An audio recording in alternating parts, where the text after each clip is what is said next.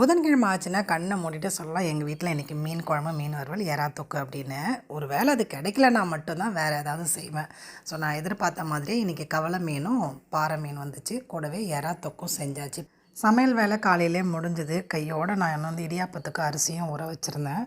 நம்ம தோட்டத்தில் விளைஞ்ச கிச்சடி சம்பா அரிசி தான்.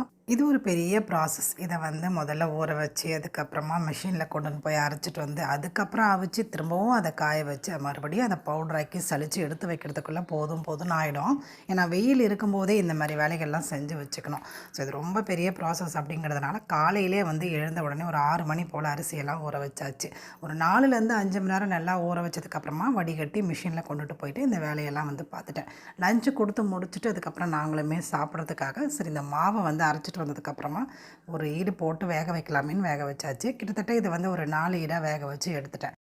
சாப்பிட்டு வரதுக்குள்ளே அதுவுமே வெந்துருச்சு. எடுத்துகிட்டு போயிட்டு மாடியில் வந்து காய வச்சுட்டு வந்துட்டேன். இதே மாதிரி ஒரு 2-3 தடவை போயிட்டு வேக வச்சு எடுத்துகிட்டு போய் காய வச்சுட்டேன். சூப்பரான வெயில் இன்றைக்கி. இந்த மாதிரி செஞ்சு வச்சுக்கிட்டோம் அப்படின்னா ஒரு 6 மாதத்துலேருந்து 1 வருஷம் வரைக்கும் இதை ஸ்டோர் பண்ணி வச்சு சாப்பிட்லாம். ரொம்ப சூப்பராக இருக்கும். இடியாப்பம் சாதாரணமாக நம்ம பிழியறது ரொம்ப கஷ்டமாக இருக்கும். இந்த மாதிரி செய்யும்போது செம்ம சாஃப்டாக செம்ம ஈஸியாகவும் பிழியறதுக்கு வரும். ஸோ இந்த இடியாப்ப மாவு உங்களுக்கு வேணும் அப்படின்னா கீழே கமெண்ட் பண்ணுங்கள். இது நம்ம வீட்டில் விளைஞ்ச அரிசியில் செஞ்சது. சேல்ஸுக்கு இருக்குது, வேணும்னா நீங்கள் வாங்கிக்கலாம். அண்ட் இன்றைக்கான ஈவினிங் ஸ்நாக்ஸ்க்கு வேர்க்கடலை தான் செஞ்சு கொடுத்தேன்.